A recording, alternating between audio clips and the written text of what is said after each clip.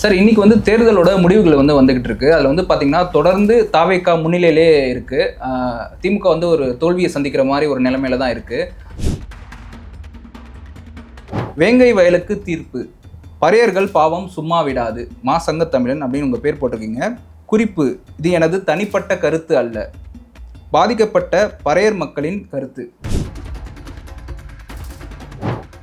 பறையர்களுடைய பாவம் சும்மா விடாது அப்படின்னா என்ன அர்த்தம்னா, நான் பறையர்னா ஒரு சாதிக்காக சொல்ல, வள்ளுவர் பெருமகன் சொன்னதை போல ஏழைகள் அழுத நீர் கூறிய வாளுக்கு சமம்னார். அதுவே ஒரு ஒடுக்கப்பட்ட மக்கள், ஏழைதாளைகள் குடிக்கிற தண்ணியில், குடிப்பில் தண்ணி ரொம்ப முக்கியம் இல்லை, அதில் போய் மலத்தை கலந்துருக்காங்கன்னா அது யார் காரணம், என்ன காரணம்னு இவர் போக வேணாம் அந்த ஸ்பாட்டுக்கு. எங்கள் தலைவர் இதற்காக பல முறை போராட்டம் நடத்தி விட்டார், பல முறை முதல்வரை போய் சந்திச்சுட்டாரு. ஏன்னா அவங்க நட்பில் இருக்கிறான். இப்போ நாங்கள் வந்து பகை முரணாக இருந்தால் நாங்கள் இன்னமும் பெரிய போராட்டங்கள் ஆர்ப்பாட்டம் நடத்தியிருப்போம், நடத்துகிறோம் அப்பயும் கூட. அப்புறம் கேட்குறீங்க என் கட்சியோடைய நீலச்சந்திரகுமார் ஒரு பதிவை போட்டிருக்காரு அப்படின்னு கேட்குறீங்க. அவர் இன்னைக்கு போடலை, அவர் நேத்தே போட்டார். நேத்தே போடும்போது அவர் என்ன சொல்கிறாருன்னா, அவருடைய பதிவில் டிவிக்கு பக்கத்து நிறையா தொண்டர்கள் செல்கிறார்கள் அப்படின்னு நான் உயர்நிலைக்குள்ள நான் பேசினேன். இவ்வளவு தலைவர் இரவும் பகலுமா அந்த மக்களுக்கு உழைத்திருக்கிறாரு, இது வீணா போகுதே அப்படின்ற ஒரு நல்ல எண்ணத்தில் அவர் போடுறாரு. விடுதலை சிறுத்தையுடைய பெரிய தோல்விக்கு என்ன காரணம்னா, தலித் மக்கள் ஓட்டு உங்களுக்கு கிடைக்கல. எங்களுக்கே தோல்விக்கு என்ன காரணம்னா திமுக தான். தலித் மக்கள் எங்களை புறக்கணிக்க மாட்டாங்க. நீங்க இதை மட்டும் கேட்க, நானே ஆரம்பிச்சோன்னே, நீ எங்க தலைவர்கிட்ட மட்டும் பேசி எங்க தலைவரை மட்டும் நீங்க கூட்டில் வச்சிருந்தா பத்தாது, தலைவரை சார்ந்து இருக்கிற அந்த மக்களையும் தலித்து மக்களையும் நீங்க பாதுகாப்பாக இருக்க வேண்டும். நான் பேசியிருக்கேங்க. நீ திருந்தி அன்னைக்கே நீங்க ஒழுங்கா இருந்து யார் குற்றவாளியோ தலித்து மக்களுக்கு பாதுகாப்பாக இருந்தால் நீங்க ஏன் தோத்துருப்பீங்க? நிச்சயம் தோத்துருக்க மாட்டீங்க. 44 ரிசர்வ் துறை நீங்க வெற்றி பெற்றிருந்தீங்கன்னா நீங்க தானே ஆட்சியை பிடிச்சிருப்பீங்க. இப்ப 44 30 தம்பி எடுத்துட்டு போயிட்டார்ல, இப்போ மக்கள் தேர்ந்தெடுத்தாங்கல்ல, அப்ப இன்னும் சினிமாக்காரன் சொல்லிக்கிட்டு இருப்பீங்களா? இப்போ முன்னாடிலாம் என்ன சொல்லியிருந்தாங்கன்னா, விஜய் வந்து அவருக்கு அரசியலை பற்றி என்ன தெரியும், இவ்வளோ கூட்டம் வருது அதெல்லாம் வந்து ஓட்டா மாறாது, அது வந்து ஒரு சினிமா கவர்ச்சியினால தான் அவருக்கு அந்த கூட்டம் வருது அப்படின்னு சொல்லிட்டு எல்லாருமே சொல்லிட்டு இருந்தாங்க சார். இப்போ பார்த்தீங்கன்னா அது எல்லாமே ஓட்டா மாறி இருக்கு. இதை நீங்கள் எப்படி பார்க்குறீங்க? பிரதர், நானே சொன்னேன் பிரதர், உங்கள்கிட்டயே சொல்லியிருக்கேன் பிரதர், மாற்றி பேசுறதுக்கு ஒன்றுமே இல்லை. எதிர்பார்க்காத ஒரு வெற்றியை தான் பெற்றிருக்கிறார் விஜய் அவர்கள். அவருக்கு அதனால நான் வாழ்த்து தெரிவிச்சேன். நீங்கள் முதல் கேட்டமே என்ன சொன்னேன், ஏன் வாழ்த்து தெரிவிக்கிறேன்? உங்களை மக்கள் தேர்ந்தெடுக்கிறார்கள். இனி நீ நல்ல செய்கிறீங்களா கெட்ட செய்கிறீங்களா அப்புறம் பார்ப்போம். அப்போ நான் வந்து பேசுவேன், தப்பு செஞ்சால் தட்டி கேட்போம். அவரோட தைரியத்தை எப்படி பார்க்குறீங்க சார்? அதாவது எந்த கூட்டணியும் வேணாம், நம்ம தனியாகவே நிற்கலாம் அப்படின்ற ஒரு தைரியமாக நின்று இருக்காருல, அதை நீங்கள் எப்படி பார்க்குறீங்க? அதான் ஒரு பக்கத்து நாங்கள் ஒரு 22 கூட்டணி கட்சிகள், அவர் வந்து ஒரு 10-15 கட்சி, ஆனால் அவர் சிங்கிள் மேனாக வந்து அடிச்சிருக்காரு. பார்த்தீங்களா, எல்லாம் பிரமிப்பாக தான் இருக்குது. நான் தன்னந்தனியாளு நீ ஏளனமா பாரு, கொஞ்சம் நவுந்தனா இங்க 8 கோடி பேரு. ஓகே சார், இதுக்கு முன்னாடி ரங்கராஜ் பாண்டே வந்து ஒரு வீடியோவில் என்ன சொல்லியிருந்தாருன்னா, விஜய் வந்து 10 தொகுதிக்கு மேலே ஜெயிச்சிட்டாருன்னா இதுக்கப்புறம் நான் இந்த தொழிலே விட்டுறேன், நான் இதுக்கப்புறம் எதுலையுமே பேச மாட்டேன்ற மாதிரி சொல்லியிருந்தாரு. இப்போ அவர் என்ன பண்ணுவார்? 10 சீட் ஜெயிச்சிடும், நான் அரசியலே பேச மாட்டேன், இனிமே நான் பேச மாட்டேன்னு சொன்னேன் ரங்கராஜ் பாண்டே. நீ உண்மையிலே ஒரு மான ரோஷம் இருந்துச்சுன்னா இதுக்கு பிறகு நீ பேசாமல் அமைதியாரு. ஆனால் இதை வந்து நான் சொல்லக்கூடாது, ஈசிக்காது டிவிக்காரன் நீ விட மாட்டாங்க.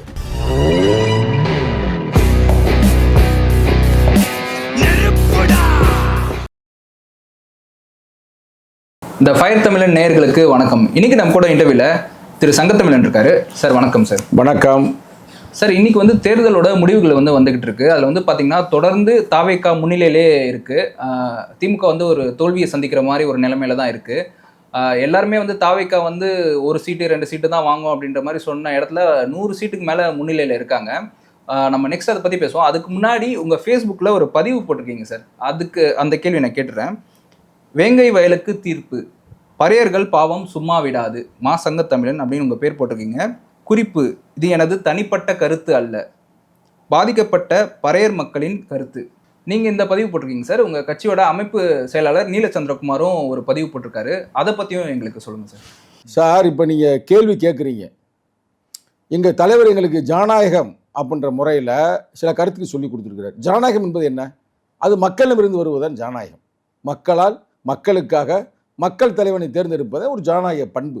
அம்பேத்கர் அதை சொல்கிறார், ஜனநாயகம் என்பது ரத்தமின்றி கத்தியின்றி எதுவுமே இல்லாமல் ஒரு ஜனநாயகத்தில் மக்களுக்கான ஒரு பாதுகாப்பான ஒரு ஆட்சியை அமைக்க வேண்டும் அப்படின்றது அவரோட ஜனநாயக பண்பு. அந்த வகையில் ஜனநாயக ரீதியாக இன்னைக்கு பெரும்பான்மையான ஓட்டுகளை பெற்று ஆட்சி அமைக்கின்ற ஒரு பொசிஷனுக்கு வந்திருக்கிறாப்புல விஜய்.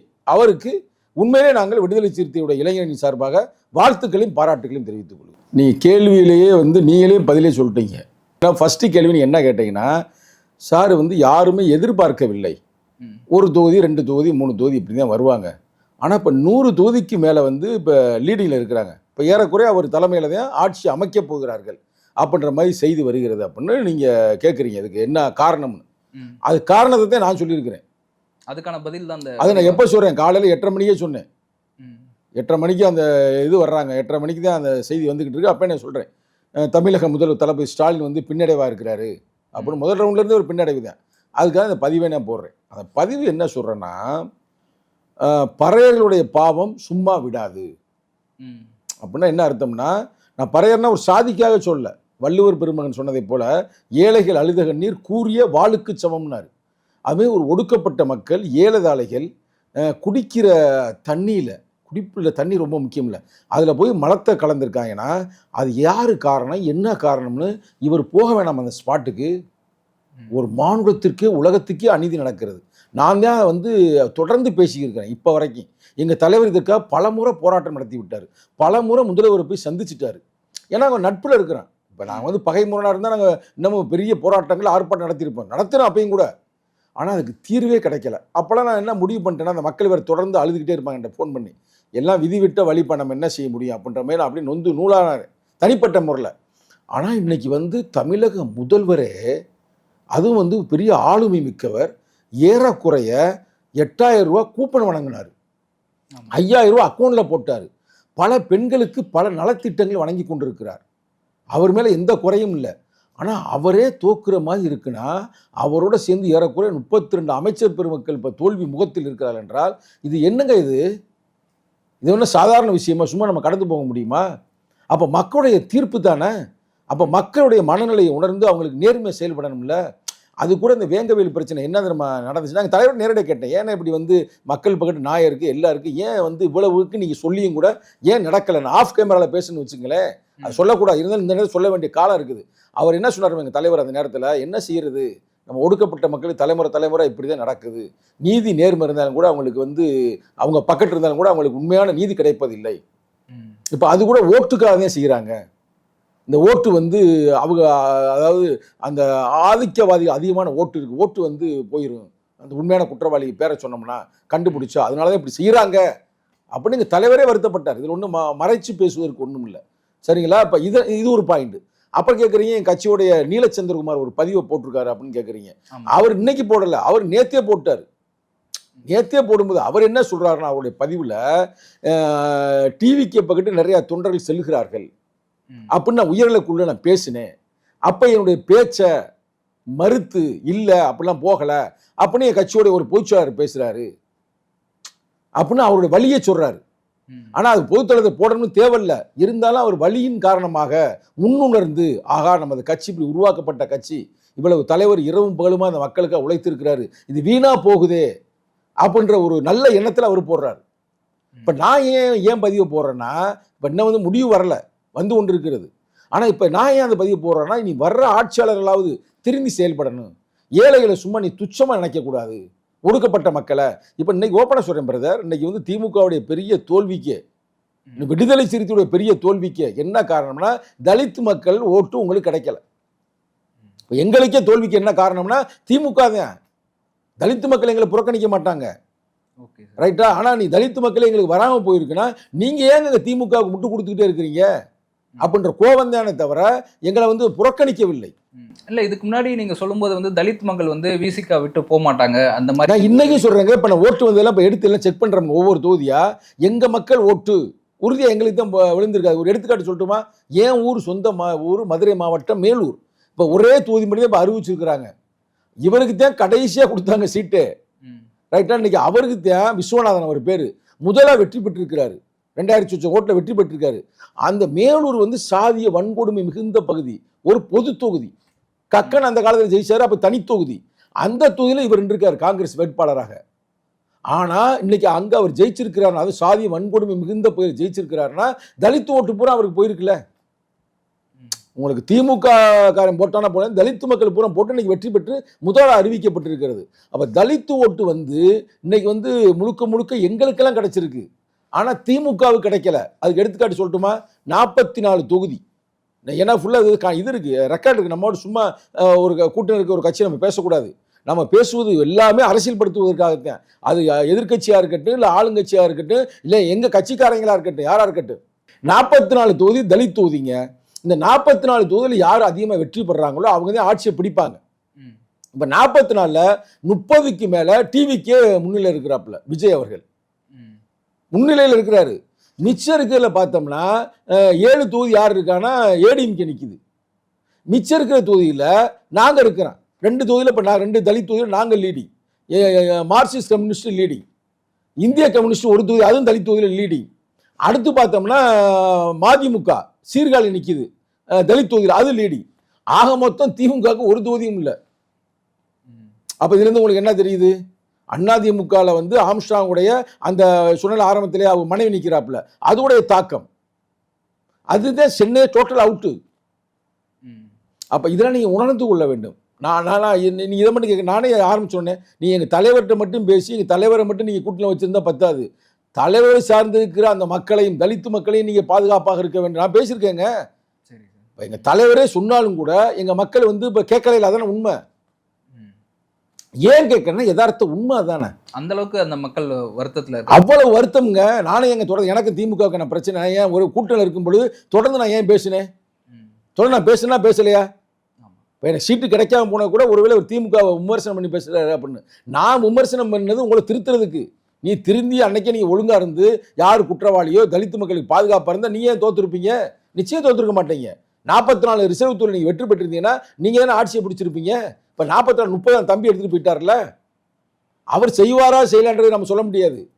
ஆனால் மக்கள் வந்து நம்புகிறாங்க, இவர் செய்வார் அப்படின்னு நம்புகிறாங்க. செய்வாரா என்பதை இதே மாதிரி பார்க்கணும். இவர் இதில் வந்து ஒழுங்கா இல்லைன்னா இப்போ இவருக்கு அதே கதை இவருக்கும் வரும். அதான் நம்ம கருத்து. இப்போ வந்து நம்ம இந்த இடத்துல நம்ம சொல்ல விரும்புகிறது என்னவென்றால், நீங்கள் வந்து அந்த பாவம் என்ன சொல்கிறேன்னா, உங்களை நம்பி உங்கள் கட்சிக்காக ஓட்டை போட்டாங்க. ஓட்டை போடும்போது அவங்க மக்களுக்கு பாதிப்பு வரும்போது தலித்து மக்களுக்கு நீங்கள் அங்கே போயிருக்கணும்ல. அங்கே வேங்கவேல் போகணும், உண்மையான குற்றவாளி கண்டுபிடிச்சிருக்கணும்ல. வேங்கவேல் மட்டும் இல்லைங்க, சில இடங்களில் வந்து இப்போ ஒரு பையன் நல்லா படித்தா அப்படிங்க வாயில் வெட்டினாங்க சின்னத்துறையை. அப்போ சின்னத்துறைக்கு என்ன நடந்து நீ ஸ்பாட்டு போகணும்லங்க. நீங்கள் ஒரு முதல்வர்ன்ற முறையில் போனீங்களா? ஏமாற்ற முடியாதுங்க மக்களை. எங்கேயாவது தலித்து மக்கள் பாதிக்கப்பட்டால் கண்டுக்கிறதே இல்லை. இன்னொன்று விஷயம் சொன்னால் நீங்கள் ரொம்ப அரண்டு போயிருவீங்க. எந்த தொகுதி மட்டும் என்கிட்ட கேட்காதீங்க. ஒரு தொகுதிக்கு போயிருந்தேன். தொகுதியில் போகும்போது என்ன பார்த்தா, திமுக முக்கிய அமைச்சர் பெருமக்கள் வந்து இல்லை மாவட்ட செயலர் வந்து எங்கள் கட்சிக்காரனை பார்த்து சொல்லியிருக்கிறாங்க, நீங்கள் வந்து எங்களோட பின்னாடிலாம் வராதிங்க, வேட்பாளர் மட்டும் எங்கள்கிட்ட ஒப்படைச்சிருங்க, நீங்கள் போய் சேரி மக்களை மட்டும் நீங்கள் போய் பாருங்கள், நாங்கள் போய் ஓட்டை வாங்கிட்டு வந்துடுறோம், உங்களை பார்த்தாலே மக்களுக்கு கோவம் வரும்னு இருக்காங்க. நான் அப்போ சொன்னேன், அவங்க வந்து பைத்தியக்காரத்தனமாக சொல்கிறாங்க. உண்மையான மக்களுக்கும் அவங்க மேலதான், நம்ம மேல இல்லை. நம்மள மக்கள் எல்லாருமே ஆதரிக்கிறாங்க, நம்ம நேர்மையானவர்கள்னு தெரியும். இல்லைன்னா எங்க தலைவர் இவ்வளவு முன்னுணராட்டினா ஏன் எங்க தலைவர் எலெக்ஷன் நிக்கிறோம்னாரு? எங்க தலைவர் என்ன சொன்னாரு அன்னைக்கு? நான் வந்து தேர்தல் நிக்க போறேன், ஏன்னா சூழ்நிலை மாறப்போகுது சொன்னாரா சொல்லலையா? இப்ப 2 நாளைக்கு முன்னாடி பேசும்போது அப்படின்னு சொல்றாரு,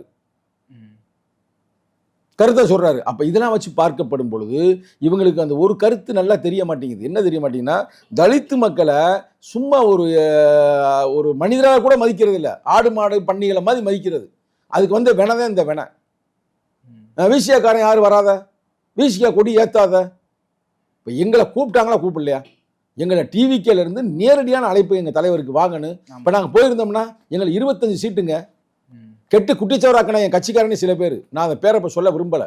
அதுதான் அவர் சந்திரகுமார் கிளீனாக இருக்கார், அதை பற்றி யாருன்னு பேரோட இருக்கார். நீ என்ன அவரோட படிக்காத, அதை நான் சொல்லக்கூடாது. ஒரு கட்சியில் இருந்துக்கிட்டு உள்கட்சி விவகாரங்களை பேசக்கூடாது. ஆனால் வேற வழி இல்லை. சில பேர் தான் கெடுத்து குட்டிச்சவராக்கினாங்க. எங்கள் தலைவர் தெரியும் கரெக்டாக, இந்த கூட்டணி வந்து ஜெயிக்கிறதுக்கு வாய்ப்பு இல்லை. டிவிகே அப்போ போகிற மாதிரி இருந்தீங்களா சார்? எங்க தலைவரை கூப்பிடுறாங்க. இவர் ஏன் போகலைன்னா, எங்க கட்சியோட சில தலைவர்கள் 2ஆம் கட்ட தலைவர் இருக்கிறாங்க, அவங்களுக்கு தனிப்பட்ட முறையில் திமுகனால பயனடைஞ்சாங்க. நான் தான் ஓப்பனாக சொல்றேன்ல, அந்த பயனடைஞ்சனால அவர்கள் எங்க தலைவரை வந்து இல்லைண்ணே வேணாமனே அப்படின்னு எப்படி சொல்லும்போது அவர் தலைவர் என்ன செய்வார்? தலைவர் ஜனநாயக தானே இருப்பார். இப்போ நான்லாம் நேரடியாக சொன்னேன், பிரதர் இதெல்லாம் மறைச்சு பேசுறதுக்கு ஒன்றுமே இல்லை.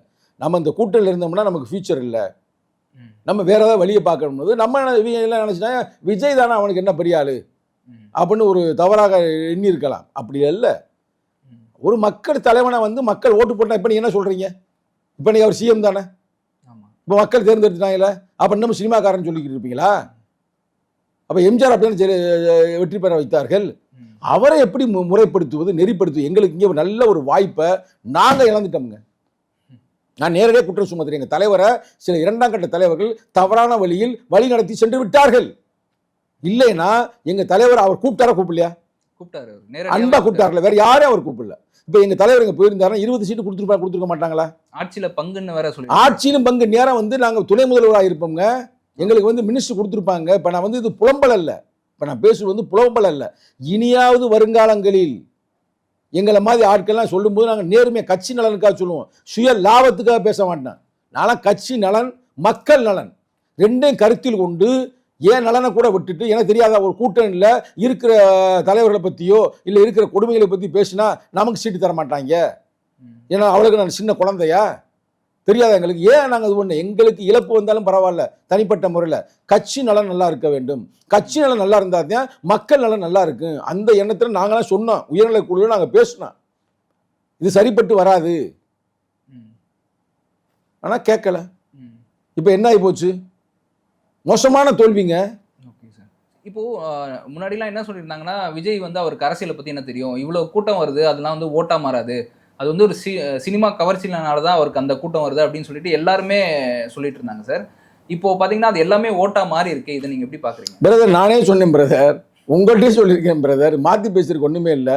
நானே சொன்னேன் இவருக்கெல்லாம் எப்படி ஓட்டா வருமா, அரசியல் இவர் என்ன டீ கடையில் போய் டீ சாப்பிட்ற நினைச்சாரா? நானே சொல்லியிருக்கேன்ல, அரசியல் என்பது ரத்தம் சிந்தாத யுத்தம், யுத்தம் என்பது ரத்தம் சிந்தும் அரசியல் அப்படின்னு மாவ சொன்னார். நான் அவருக்கே சொல்லியிருக்கிறேன். நான் எதிர்பார்க்கல, நான் மட்டுமல்ல, தமிழகத்தில் யாருமே எதிர்பார்க்கவில்லை. எதிர்பார்க்காத ஒரு வெற்றியைத்தான் பெற்றிருக்கிறார் விஜய் அவர்கள். அவருக்கு அதனால நான் வாழ்த்து தெரிவிச்சேன். நீங்க முதல் கேட்டமே என்ன சொன்னேன், ஏன் வாழ்த்து தெரிவிக்கிறேன்? உங்களை மக்கள் தேர்ந்தெடுக்கிறார்கள். இனி நீ நல்ல செய்யறீங்களா கெட்ட செய்யறீங்களா அப்புறம் பார்ப்போம். அப்ப நான் வந்து பேசுவேன். தப்பு செஞ்சா தட்டி கேட்போம், நல்ல செஞ்சா வாழ்த்துவோம். எங்க இருந்தாலும் இந்த நேரத்தில் வந்து நீ வெற்றி பெற்று நீ ஆட்சியை பிடிச்சிட்டீங்க, உட்காந்துட்டீங்க. வந்ததுமே நீங்க வெற்றி பெற்றதுக்கு முக்கியமான காரணம் தலித்து மக்களும், இஸ்லாமியர்களும், பெண்களும், கிறிஸ்துவர்களும் தான். அதில் மாற்று கருத்தே இல்லை. எல்லாருக்கும் செய்யுங்க, இவங்களுக்கு ஒரு முக்கியத்துவம் கொடுங்க அப்படின்னு இப்போ இருக்கிற கோரிக்கை. சரி, நீங்களும் சரி என்ன அப்படி இருந்தீங்கன்னா அப்போ இதே திமுகவுக்கு வந்த நிலைமை தான் உங்களுக்கு வரும். கனவுல கூட நினைக்கலைங்க தளபதி ஸ்டாலின் வந்து இப்படி பின்னடைவை சந்திப்பாருன்னு. நான்லாம் நினைக்கவே இல்லை.